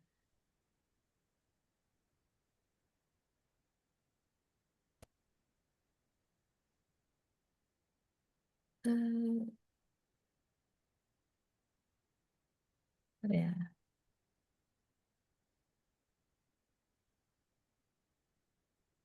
Ya, apakah sudah kelihatan? Ya, kelihatan Mbak Evi. Oke. Oke, saya bisa mulai sekarang Mbak Ira. Saya izin mulai. Silakan. Terima kasih atas kesempatan yang diberikan. Saya juga mohon maaf karena meminta waktu di 9.30 untuk hadir karena ada kelas sambil kuliah di sini. Oke, saya akan bicara tentang lokalitas feminis. Mungkin bisa langsung saja Mbak, pengalaman pembentukan sel perempuan akar rumput di Desa Henda, Pulang Pisau, Kalimantan Tengah. Oke, next. Di sini saya menekankan mengapa sih kita penting bicara lokalitas feminis gitu, karena memang dalam kegiatan pengorganisiran perempuan oleh solidaritas perempuan sendiri yang memang dia punya ideologi feminis dalam menggerakkan perempuan di Kalimantan Tengah itu, kita punya tantangan sendiri, yaitu bagaimana narasi feminis ini sulit diterima oleh kalangan aktivis sendiri yang ada di Kalimantan Tengah, dan itu narasi yang mencuat adalah tentang bagaimana bahwa pikiran feminis ini pikiran barat gitu. Jadi penting sekali untuk membicarakan kita feminis itu sesuatu yang sebenarnya berangkat dari kehidupan keseharian masyarakat lokal gitu. Nah, ini yang mau dibahas dalam tulisan ini. Dan posisi akademisi, NGO, Solidaritas Perempuan Movement sendiri itu mencoba menyederhanakan istilah feminis dengan 3 konsep: tahu, sadar, dan lakukan, agar konsep feminis yang dianggap sebagai menara gading ini lebih mudah dipahami oleh masyarakat. Dan mereka ini berperan sebagai intermediate atau orang-orang yang menjembatani bagaimana paham paham yang dianggap menara gading ini dapat diterima dengan lebih soft gitu di masyarakat pedesaan. Tapi memang posisinya adalah ketika menjadi intermediate itu kita perlu membongkar pengetahuan yang menara gading ini, feminis yang konsepnya ini sulit dipahami untuk bisa lebih mudah dimengerti di grassroots dengan menggali lebih dulu apa sih nilai daripada masyarakat lokal itu sendiri dari bawah baru naik ke atas gitu, bukan dari konsep abstraksi tapi turun ke bawah. Jadi membutuhkan kemampuan yang betul-betul detail dari para pemikir akademisi maupun juga NGO feminis sendiri. Nah, mengapa feminis hidup di keseharian? Saya pikir ini jelas. Dorothy Smith misalnya bicara bahwa dunia keseharian adalah titik berangkat dari penyelidikan feminis. Jadi sebagai ideologi, sebagai alat pergerakan, sebagai alat akademisi untuk melihat sebuah realitas, tentu dunia keseharian adalah menjadi basic daripada penyelidikan feminis itu sendiri. Nah, di sini kami membentuk kelompok perempuan akar rumput di Desa Henda itu beranggotakan 14 orang yang aktif dan kurang lebih digerakkan selama 1 tahun gitu, terdiri dari ragam peran mereka, ada ibu rumah tangga, petani semangka, kemudian buruh sawit, petani karet, dan juga mahasiswa. Ini orang-orang yang dihimpun dalam satu kelompok sel perempuan akar rumput di Desa Henda. Next, Mbak. Oke. Mengapa perlu membentuk kelompok perempuan? Karena pada dasarnya dalam keseharian itu para kelompok perempuan ini di awal-awal pengorganisiran mereka menganggap bahwa kerja-kerja seperti konsep beban ganda, upah murah, kehilangan tanah itu sesuatu yang tidak dianggap masalah, tapi ini semacam bentuk kodrat gitu, sesuatu yang datang tapi tidak disadari bahwa ini sebenarnya bisa jadi masalah kolektif yang berakar dari apa yang disebut dengan sistem patriarki dan juga kapitalisme. Misalnya itu sangat nyata yang dialami oleh buruh perkebunan sawit gitu. Dia ngebrondol 7 jam kerja per hari di sawit Henda Sejahtera misalnya, satu ibu-ibu, dan 1 minggu dia menghabiskan 49 jam per minggu, dan itu tidak dianggap sebagai penindasan, tapi itu dianggap sebagai ya karena saya kerja, karena perusahaan caranya bekerjanya begitu. Itu adalah persoalan, makanya mereka perlu membentuk kelompok untuk menyadarkan bahwa ini adalah persoalan bersama yang kita hadapi, itu adalah patriarki dan kapitalisme. Nah, nilai-nilai keseharian sebagai dasar pembentukan kelompok perempuan Desa Henda itu sendiri dalam 3 capaian yang kami temukan dalam kegiatan selama kurang lebih 1 tahun itu ada tahu, sadar, dan lakukan. Tahu itu mereka mengenali ketertindasan tadi, ini nggak kodrat ini, tapi ini bentuk dari penindasan patriarki dan kapitalisme. Kemudian ketika sadar, hal ini dilakukan berulang-ulang untuk mereka memahami kondisi itu, untuk mereka paham bahwa ini tuh bukan sesuatu yang kodrati, tapi ini sesuatu yang memang tersistematik gitu oleh kelompok kepentingan tertentu. Kemudian lakukan ketika para komunitas ini udah berhasil berani bersuara, meski nggak semua 14 orang berani bersuara, tapi narasi-narasi mengenai bahwa situasi kita sebagai perempuan di Desa Henda ini bukan kodrat, ini udah mulai dibicarakan di keluarga terdekat. Next, Mbak. Oke, nah jadi penggalian informasi lokalitas feminis dari Desa Henda ini sendiri memang sangat dekat dengan kehasilan mereka, bagaimana kami menggali pengetahuan kolektif tentang bagaimana mereka memahami perubahan di tanah, sungai, dan hutan, karena memang perempuan di sana sangat punya pengalaman hidup yang kuat terkait dengan bagaimana pengelolaan sumber daya alam. Teman-teman bisa lihat di Bagan, di mana tanah, sungai, hutan, dan kondisi yang mereka sadari merubah situasi mereka itu adalah kehadiran perkebunan sawit, logging, era kayu, perusahaan kayu, juga karhutla gitu. Jadi sekitar tahun 1990-an hingga tahun 2000-an perubahan itu sangat nyata terjadi di 3 lanskap kehidupan para perempuan yang ada di sana. Di sini saya menyajikan ada kondisi sebelum sawit dan kondisi sesudah, dan ini berangkat dari pengetahuan kolektif perempuan gitu. Oke. Next, Mbak. Oke. Nah, dari kegiatan pengorganisasian kurang lebih 3 tahun itu sendiri dengan bacaan kami mengkategorikan bahwa ada 3 hal sebenarnya. Selain tadi juga itu semua nilai feminis, tapi dikategorikan lagi itu menjadi 3 hal. Nilai feminis Henda yang kami temukan bagaimana mereka punya pengetahuan ekologis, mereka punya kepemimpinan perempuan. Untuk pengetahuan ekologi sendiri tentu bicara tentang bagaimana mereka punya satu konsep hidup nih, lokalitas feminis yang hidup di keseharian dan pikiran mereka itu bicara sukup dan sama mengkeme. Jadi istilah lokal yang dia artinya itu cukup dan semua kebagian. Ketika kita mengelola sumber daya alam, konsep ini punya para perempuan di sana, sukup dan sama mengkeme. Tapi memang pengetahuan ekologis ini perlu selalu dirawat, berkaitan dengan bagaimana mode produksi mereka saat ini juga udah berubah karena kehadiran perkebunan sawit, logging, dan sebagainya. Itu juga mempengaruhi bagaimana para pengetahuan perempuan yang bicara sukup dan mengkeme ini menjadi bergeser makin ke sini. Para generasi udah mulai nggak mengenal hal itu lagi. Kemudian juga yang kedua, kepemimpinan perempuan tadi, oke, dia tumbuh dari kesadaran kolektif. Hanya memang di dalam kepemimpinan perempuan ini bagaimana para perempuan di sana sebenarnya perempuan-perempuan pemimpin yang memang perlu pengetahuan saja gitu. Mereka udah punya dasarnya, memang punya kemampuan kepemimpinan gitu dalam diri mereka, memimpin rumah tangga dan sebagainya. Hanya ini memang belum disadari bahwa ini adalah kepemimpinan perempuan gitu dalam tataran rumah tangga, karena tadi itu kerja domestik tidak dianggap pekerjaan, mereka dibebankan ganda dan lain sebagainya. Jadi hal ini mempengaruhi kesadaran tentang bagaimana kepemimpinan perempuan itu sendiri.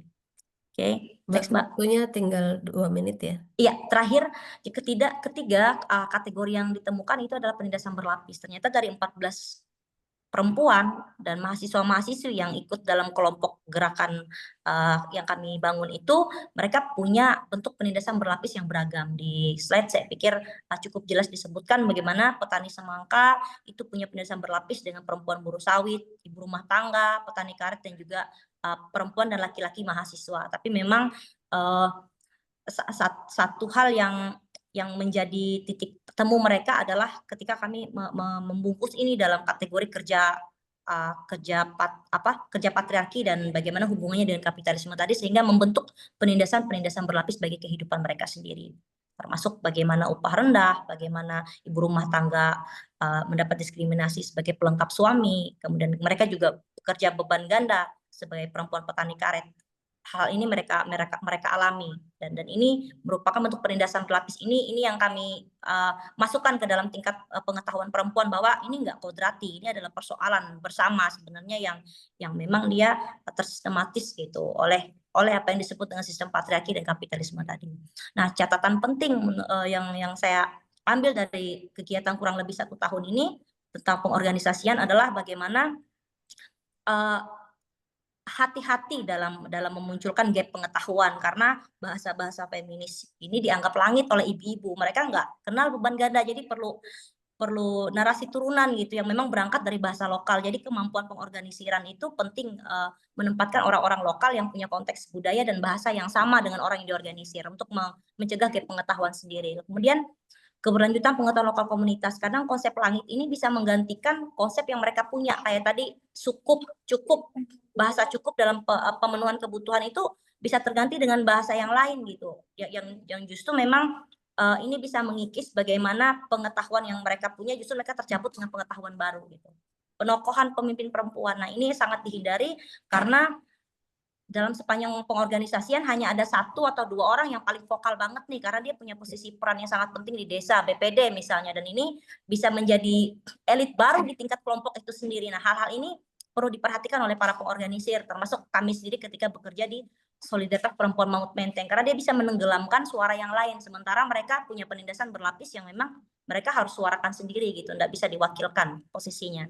Yang keempat adalah terakhir, pengorganisiran perempuan perlu melihat fragmentasi. Nah, ini penting karena akan berhubungan dengan bagaimana penyadaran berjenjang. Enggak semua orang itu punya posisi sama ketika diberitahu dan ketika didorong untuk bertindak, karena mereka punya penindasan berlapis tadi, selain pendidikan yang berbeda dan juga akses informasi dan teknologi yang mudah untuk masing-masing generasi itu juga berbeda. Demikian Mbak Evi, terima kasih, dan Mbak Ira, terima kasih banyak teman-teman semua. Terima kasih Mbak Yuliana untuk presentasinya yang menghabiskan waktu tepat waktu 15 menit. Ini juga cukup menarik karena kita bisa melihat dari sisi lain, di daerah lain juga bagaimana pergerakan perempuan di akar rumput. Kita kembali ke sesi diskusi. Kita masih punya waktu sekitar 10 menit. Jadi untuk pertanyaan-pertanyaan yang tadi sudah ke Ibu Sri, sudah hampir semua dijawab. Mungkin untuk 10 menit terakhir ini saya berikan kesempatan ke Ibu Aulia, karena ada beberapa pertanyaan menurut saya yang cukup menarik. Yang pertama, pertanyaan Ibu Lisa, bagaimana cara menjaga agar perlawanan atau resistensi dari akar rumput ini tidak tercemari oleh kepentingan-kepentingan lain. Terus pertanyaan yang berikutnya, bagaimana sebenarnya ada pertanyaan yang menurut saya juga menarik adalah bagaimana mendefinisikan perempuan-perempuan akar rumput ini mendefinisikan di dalam organisasi. Mungkin bisa dijawab, saya serahkan ke Bu Aulia. Mohon maaf Bu, bisa diulangi pertanyaan terakhir tadi sepertinya ada Yang pertanyaan koneksi. yang Yang terakhir pertanyaan saja Bu. yang terakhir itu pertanyaannya bagaimana perempuan-perempuan akar rumput itu mendefinisikan dirinya sebagai feminisme di dalam ekofeminisme. Baik. Terima kasih untuk pertanyaannya. Yang pertama tadi ditanyakan oleh Bu Esther ya, kenapa diambil gerakan-gerakan yang sudah lama. Penelitian ini menggunakan studi literatur, jadi kami mengambil sebanyak mungkin gerakan-gerakan, lalu kemudian kami melihat mengidentifikasi seperti apa bentuk resistensi yang dilakukan. Nah, kenapa kami tadi hanya menonjolkan beberapa saja yang memang sudah dilakukan beberapa tahun belakangan sudah cukup lama begitu karena kami melihat inilah aktor utamanya Mama Aletta misalnya contohnya yang menginspirasi gerakan-gerakan lain, resistensi lain, gerakan akar rumput lain yang kemudian muncul baru-baru ini. Dan di dalam penelitian kami sendiri dalam draftnya itu juga dibahas beberapa gerakan-gerakan yang belum bisa kami sebutkan karena keterbatasan waktu. Mungkin itu Ibu ya, jadi insya Allah ada beberapa gerakan-gerakan baru yang ada dalam penelitian kami. Yang kedua, tadi kami hanya membahas apa ya keberhasilan, kesuksesan resistensi perempuan, namun tidak dengan tantangannya begitu. Dalam penelitian kami juga sudah dibahas, walaupun tidak fokus ke sana, dibahas sedikit bagaimana tantangan yang dihadapi oleh perempuan itu sangat luar biasa begitu. Yaitu dari kriminalisasi, kekerasan fisik, begitu ya. Misalnya di salah satu wilayah tempat saya meneliti begitu, tantangan yang mereka hadapi sehari-harinya adalah karena tercemar sungai sebagai sumber daya air mereka. Jadi mereka setiap hari kalau kesulitan gitu ya, mereka terpaksa menggunakan sungai yang sudah tercemar begitu. Karena untuk bisa tidak ada di wilayah tersebut begitu di Jambi, di salah satu desa itu tidak ada akses dan fasilitas air yang memadai sehingga mereka masih bergantung pada sungai. Sejak terjadi tambang di wilayah ini, mereka bergantung kepada sungai yang sudah tercemar itu. Nah, tantangannya apa? Pasti tantangannya fisik, psikis juga, ketakutan juga, begitu kekhawatiran. Jadi banyak sekali tantangannya. Namun memang fokus dari penelitian kami adalah melihat, mengidentifikasi seperti apa bentuk resistensi yang dilakukan oleh perempuan itu sendiri dan membahas sedikit tentang tantangan yang dihadapi oleh perempuan-perempuan ini begitu. Lalu ada pertanyaan mengenai bagaimana menjaga kemurnian niat dari gerakan kolektif ini sendiri ya.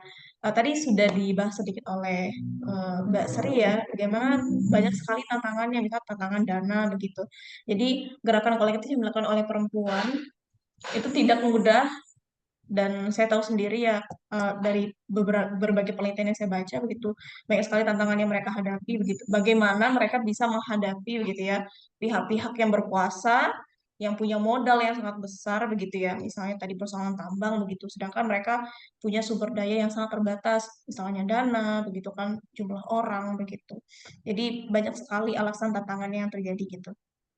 Nah, bagaimana mereka menjaga kemurnian niatnya? Jujur, mungkin saya punya sedikit sekali pengalaman di isu ini, begitu. Saya juga tidak secara aktif bergerak di gerakan kolektif perempuan.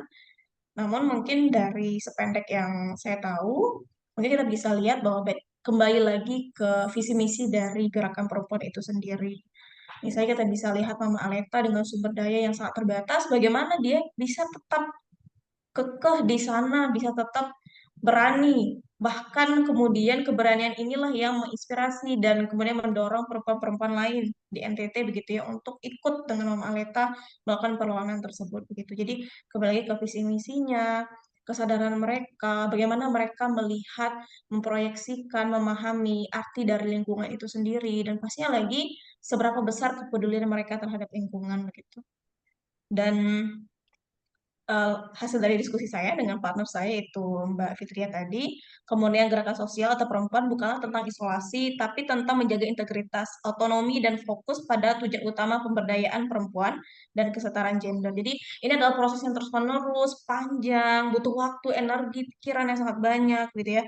Ini ada proses yang dinamis, membutuhkan kewaspadaan. Jadi semakin solid seluruh anggotanya, semakin mereka saling bahu-membahu, semakin sering saling mengingatkan. Saya yakin gerakan-gerakan ini akan terus terjaga dan kita-kita orang luar pun juga mungkin bisa membantu begitu ya dengan ikut kampanye dan lain sebagainya. Yang terpenting adalah gerakan feminisme harus selalu reflektif dan akuntabel, terutama kepada perempuan yang diperjuangkannya dengan fondasi yang kuat dari dalam, sehingga kemudian mungkin bisa meminimalisir apa ya pihak-pihak luar ingin menunggangi begitu. Dan kembali lagi mungkin bagaimana sih kita bisa mengidentifikasi apakah gerakan itu ditunggangi atau tidak? Itu kan jadi persoalan yang perlu kita dalami juga.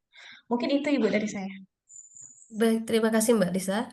Eh, saya berikan satu pertanyaan untuk kesempatan Ibu Rahma, karena ini berkaitan dengan perempuan di Sulawesi. Jadi ada pertanyaan dari Andiva Sumaga. Menurut Andiva Sumaga, bagaimana eh, eh, apa yang dibutuhkan agar gerakan perempuan di Sulawesi itu bisa lebih inklusif dan berkelanjutan, eh, apalagi setelah kehilangan sosok panutan seperti almarhum Bu Zura. Silakan Bu Rahma. Baik, terima kasih Kak. Jadi saya lanjut juga ke tadi pertanyaan ke Kak Dila. Ini terkait apakah bisa dikaji secara positif. Ini mungkin sebagai peneliti saya subjektif begitu Kak. Sekalipun di dalam penelitian subjektivitas si peneliti itu tidak sah-sah saja gitu. Jadi kebetulan saya di Makassar selain ngajar di kampus juga seorang jurnalis. Jadi beberapa kesempatan saya jurnalis dan saya pengurus di AJI Makassar dan kondisi itu yang membuat saya apa eh, beberapa pertemuan ikut di dalam organisasi-organisasi gerakan perempuan di Makassar, Kak. Nah, jadi dari pengalaman itu saya melihat ini mungkin baru hipotesa awal, Kak. Jadi beberapa kasus ataukah beberapa momen yang saya lihat, kenapa saya tidak mengambil secara positif itu tadi, saya mengambil fragmentasi gerakan perempuan ini karena saya melihat di beberapa momen ada kondisi di mana kok susah sekali antara misalnya organisasi satu dan organisasi lainnya itu di dalam satu konsolidasi dipertemukan sama begitu Kak. Jadi itu yang berusaha saya telaah di penelitian ini. Ini hipotesa awal bahwa eh, kemungkinan akan ada kajian secara positif terkait apa namanya yang tadi dijelaskan sebaran resortis gerakan-gerakan perempuan untuk bisa bersatu mungkin ada tapi sejauh ini belum eh, saya tangkap secara ini Kak apa namanya karena ini secara subjektif saja dalam penelitiannya mungkin dalam perjalanannya mungkin berpotensi saya dapat, tetapi sejauh ini itu Kak yang bisa saya kaji. Kemudian tadi soal ketokohan Kak Sohra dan apa namanya eh yang Menjaga. ketokohan Kak Sohra. Jadi ini juga ada kaitannya dengan statusnya Kak Sohra sebagai apa namanya seorang Andi Kak. Jadi beberapa momen saya ketemu dengan orang-orang yang pernah di kader, saya tanya kenapa dulu Kak Sohra begitu didengar oleh tokoh-tokoh apa aktivis-aktivis perempuan gitu. Suaranya kalau kalau misalnya itu bisa mempersatukan semua gerakan apa organisasi-organisasi perempuan. Nah, itu tidak terlepas dari latar belakang Kak Sohra sebagai keturunan bangsawan Kak di Sulsel. Jadi makanya itu disebut Andi karena dia memang secara keturunan apa garis keturunan ada darah biru dan itu dilihat sebagai apa namanya salah satu faktor kenapa dia begitu ditokohkan di Sulsel. Ya. Eh, bahwa kemudian ada karakteristik kita di Indonesia yang masih sangat feodalisme, itu mungkin di dalam penelitian ini juga akan menelisik soal asal-usul kelas itu tadi, Kak. Mungkin seperti itu. Baik, Dan baik terima Bu. kasih juga untuk Terima kakak yang lain, Kak Esther, atas dukungannya. Semoga hasilnya nanti bisa dipresentasikan lagi, Kak. Iya. Baik, terima kasih Mbak Rahma. Mungkin kalau ada satu pertanyaan singkat untuk Mbak Yuliana tadi tentang masyarakat akar rumput dari Henda. Saya Kak Iya, Evi, ya, saya waktu bisa kita udah, maaf sedikit banget, aja. waktunya udah nggak ada, Oh, udah Oh, nggak bisa. hanya sudah hampir apresiasi. habis ya, maaf, Ya, saya udah kurang habis. perhatikan Mbak Saya Ira. harus membuka Mungkin panel kita berikutnya. ngambil foto dulu ya, Bu Esther. Iya. Maaf sekali lagi. Silakan co-host untuk mengambil foto bersama dulu sebelum kita mengakhiri sesi ini. Terima kasih Mbak Evi. Mungkin teman-teman bisa buka kameranya begitu. Silakan yang masih ada sebagian yang belum. Baik, saya akan ambil gambar yang pertama ya, di halaman pertama. Oke, 1, 2, 3. Sebentar, kita akan berganti lagi di halaman kedua, tapi teman-teman tetap senyum ya, karena ada yang masih masuk di halaman kedua. Baik, kita akan ambil gambar di halaman kedua. Ya. 1, 2, 3. Sekali lagi ya teman-teman. Boleh kasih ikon love atau apapun. Oke, senyum.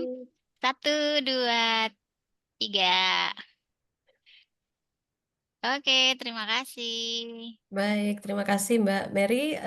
Baik Bapak Ibu, untuk mengakhiri sesi kita, saya ingin merap up dengan satu kalimat saja, karena Mbak Ira sudah suruh harus berhenti ini Zoom. Eh, Pergerakan akar rumput perempuan itu menjadi sangat kuat karena mereka yang lebih paham akan permasalahan dasar yang ditemui di masyarakat. Jadi pergerakan secara kolektif dibutuhkan tanpa harus memikirkan hal-hal besar, teori dan LSM terkenal untuk memulainya. Mari kita bergerak bersama perempuan-perempuan Indonesia mulai dari lingkungan di mana kita tinggal. Selamat pagi, senang bertemu semuanya. Terima Terima kasih. kasih, Saya Kak. kembalikan ke Mbak Ira. Terima Terima kasih kasih Kak semuanya. Evi. Terima kasih presenter dan peserta. Sedikit saja, kita masih punya panel 203 soal internet, efek, dan kemudian satu lagi di panel 204 menjaga feminisme dan tetap feminis di usia lanjut.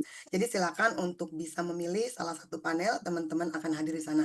Saya harus lanjut membuka Zoom ya, Zoom panel. Sampai ketemu lagi. Terima kasih semuanya, salam sehat dan sampai ketemu. Dah.